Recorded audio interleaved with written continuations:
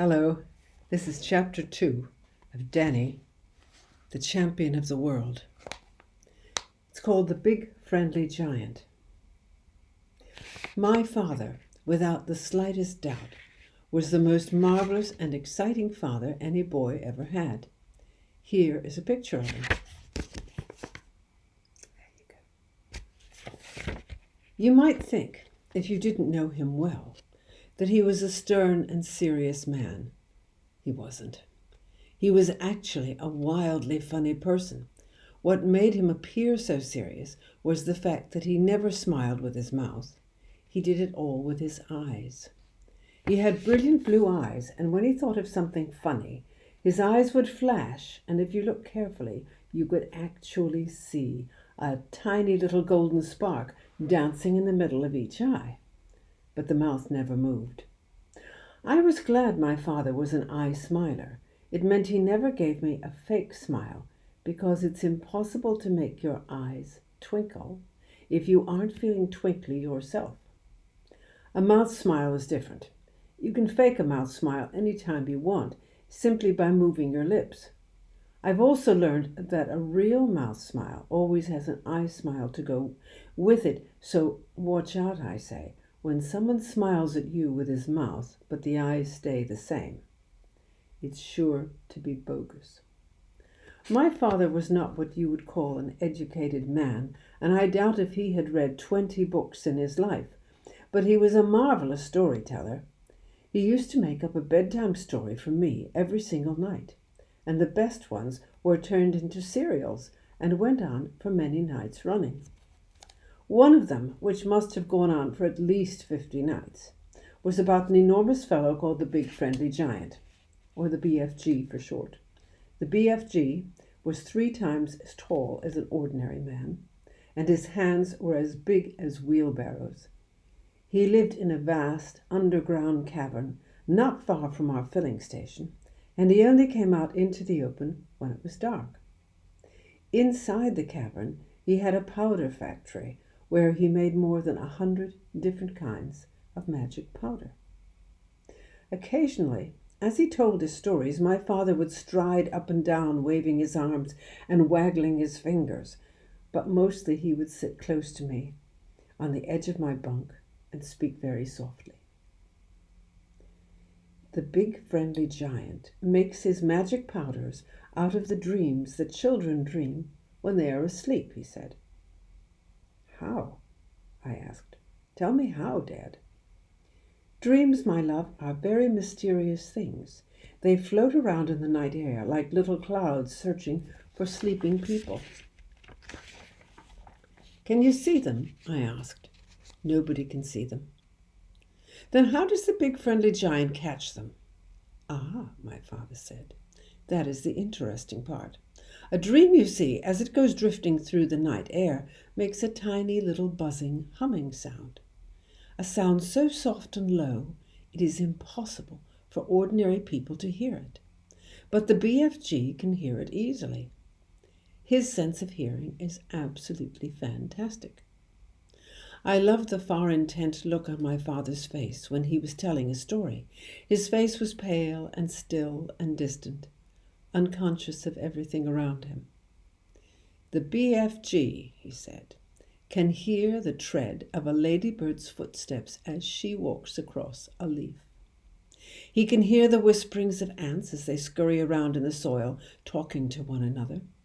He can hear the sudden, shrill cry of pain a tree gives out when a woodman cuts into it with an axe.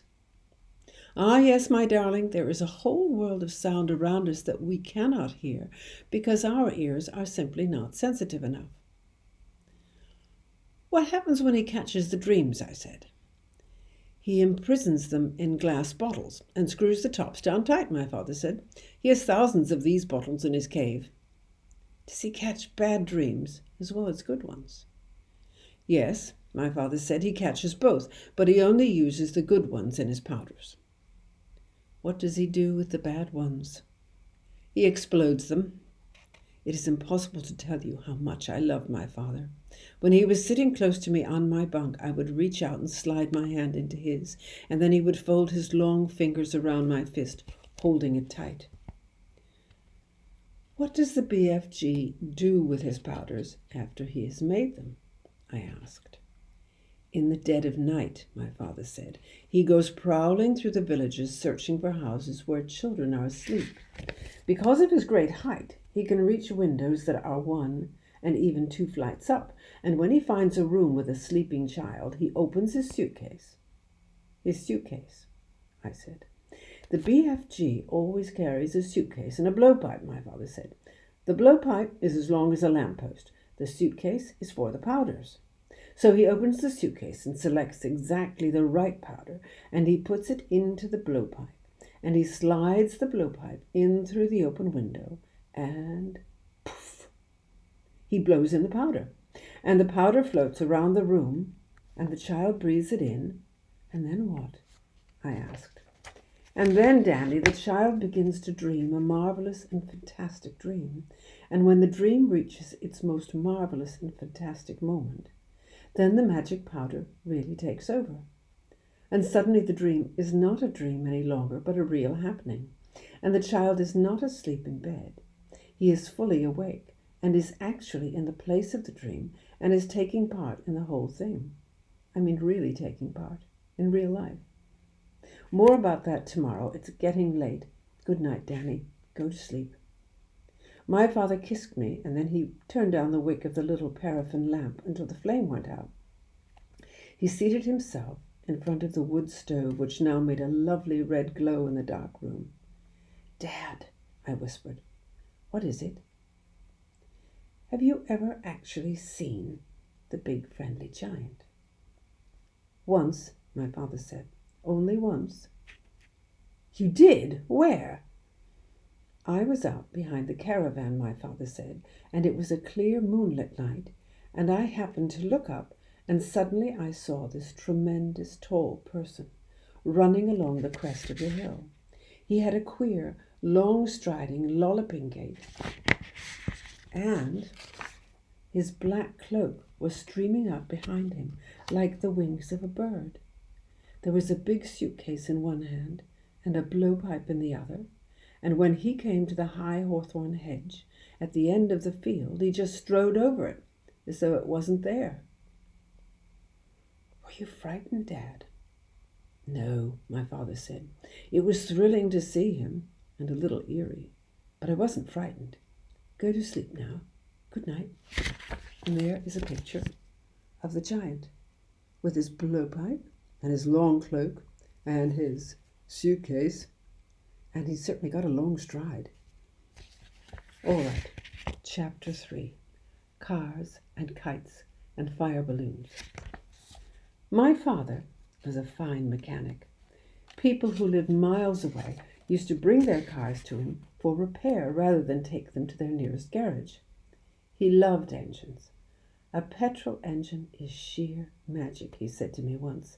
"Just imagine being able to take 1,000 different bits of metal, and if you fit them all together in a certain way, and then if you feed them a little oil and petrol, and if you press a little switch, suddenly those bits of metal will all come to life, and they will purr and hum and roar.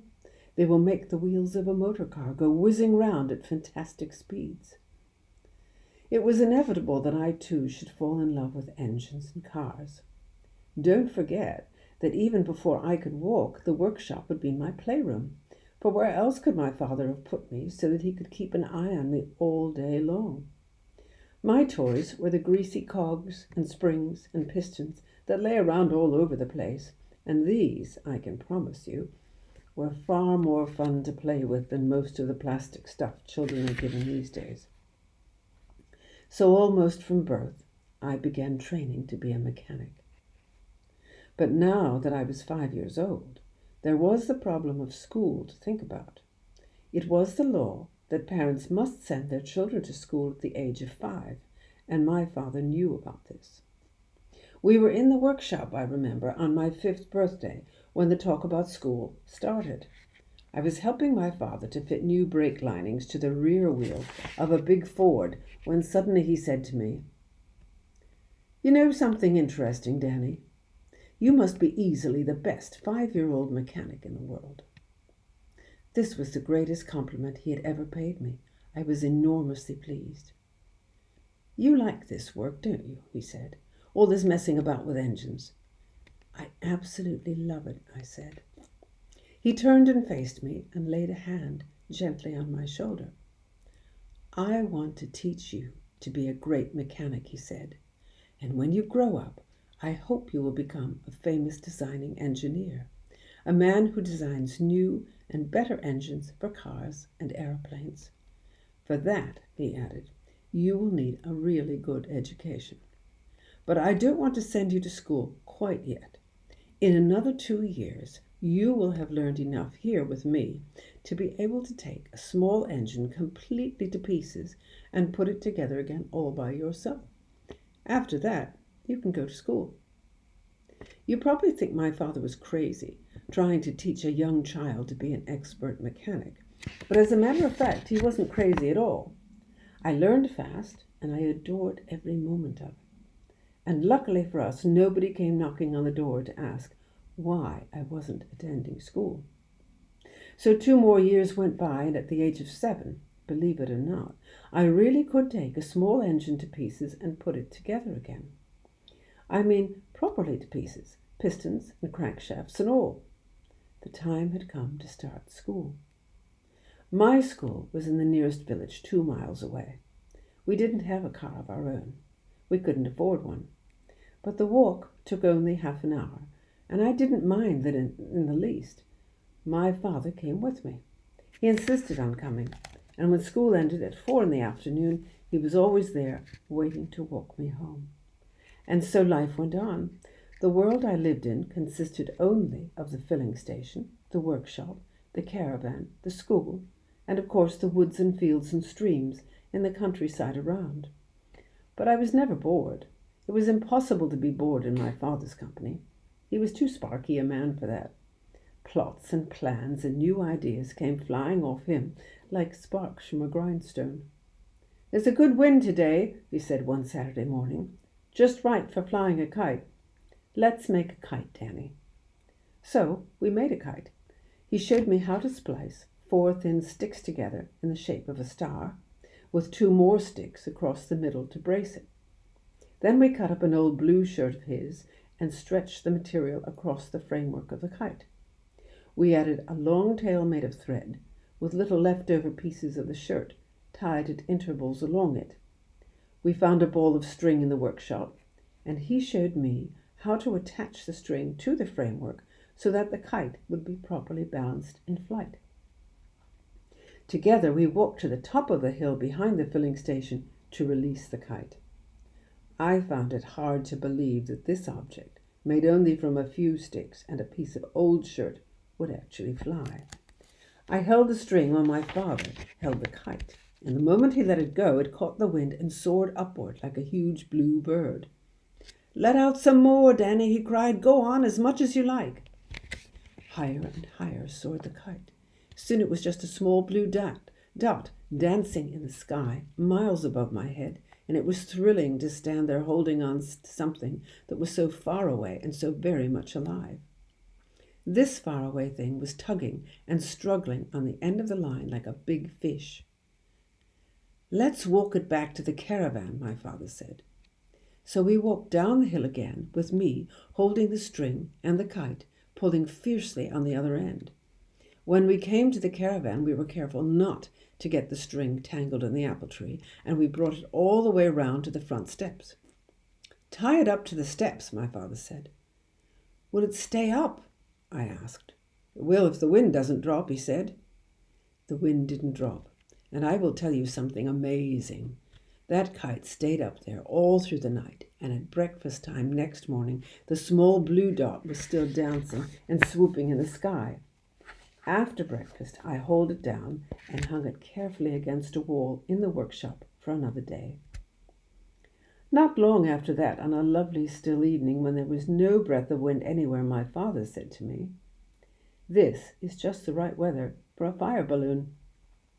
Let's make a fire balloon." He must have planned this one beforehand, because he had already bought the 4 big sheets of tissue paper and the pot of glue from Mr. Whitten's bookshop in the village. And now Using only the paper, the glue, a pair of scissors, and a piece of thin wire, he made me a huge, magnificent fire balloon in less than 15 minutes. In the opening at the bottom, he tied a ball of cotton wool, and we were ready to go. It was getting dark when we carried it outside into the field behind the caravan. We had with us a bottle of methylated spirit and some matches. I held the balloon upright while my father crouched underneath it and carefully poured a little mess under the ball of cotton wool. "Here goes," he said, putting a match to the cotton wool. "Hold the sides out as much as you can, Danny." A tall yellow flame leaped up from the ball of cotton wool and went right inside the balloon. "It'll catch on fire," I cried. "No, it won't. Watch." Between us, we held the sides of the balloon out as much as possible to keep them away from the flame in the early stages. But soon the hot air filled the balloon and the danger was over. "She's nearly ready," my father said. "Can you feel her floating?" "Yes," I said. "Yes, shall we let her go?" "Not yet. Wait a bit longer. Wait until she's tugging to fly away." "She's tugging now," I said. "Right," he cried. "Let her go." Slowly, majestically, and in absolute silence, our wonderful balloon began to rise up in the night sky. "It flies!" I shouted, clapping my hands and jumping about. "It flies! It flies!" My father was nearly as excited as I was. "It's a beauty," he said. "This one's a real beauty. You never know how they're going to turn out until you fly them. Each one is different." Up and up it went, rising very fast now in the cool night air. It was like a magic fireball in the sky. "Will other people see it?" I asked. "I'm sure they will, Danny. It's high enough now for them to see it for miles around." "What will they think it is, Dad?" "A flying saucer," my father said. "They'll probably call the police." A small breeze had taken hold of the balloon and was carrying it away in the direction of the village. "Let's follow it," my father said, "and with luck, we'll find it when it comes down." We ran to the road. We ran along the road. We kept running. "She's coming down," my father shouted. "The flame's nearly gone out." We lost sight of it when the flame went out, but we guessed roughly which field it would be landing in, and we climbed over a gate and toward the place. For half an hour we searched the field in the darkness, but we couldn't find the balloon. The next morning I went back alone to search again. I searched 4 big fields before I found it. It was lying in the corner of a field that was full of black and white cows. The cows were all standing round it and staring at it with their huge wet eyes. But they hadn't harmed it one bit, so I carried it home and hung it up alongside the kite against a wall in the workshop for another day. "You can fly the kite all by yourself any time you like," my father said, "but you must never fly the fire balloon unless I'm with you. It's extremely dangerous." "All right," I said. "Promise me you'll never try to fly it alone, Danny." "I promise," I said. Then there was the tree house which we built high up in the top of the big oak tree at the bottom of our field. And the bow and arrow, the bow a 4-foot-long ash sapling, and the arrows flighted with the tail feathers of a partridge and pheasant, and stilts that made me 10 feet tall, and a boomerang that came back and fell at my feet nearly every time I threw it. And for my last birthday, there had been something that was more fun perhaps than all the rest. For 2 days before my birthday, I'd been forbidden to enter the workshop because my father was in there working on a secret. And on the birthday morning, out came an amazing machine made from 4 bicycle wheels and several large soap boxes. But this was no ordinary whizzer.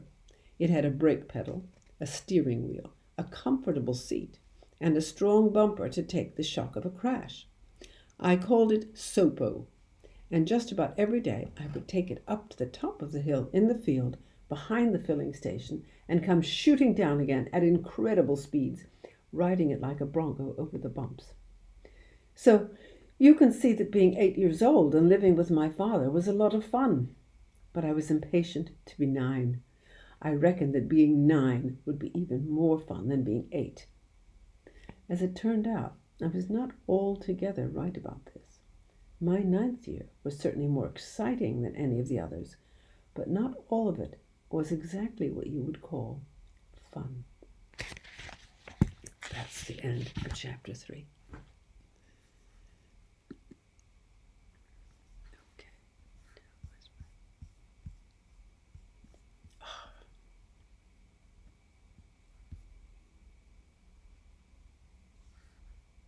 What's happened?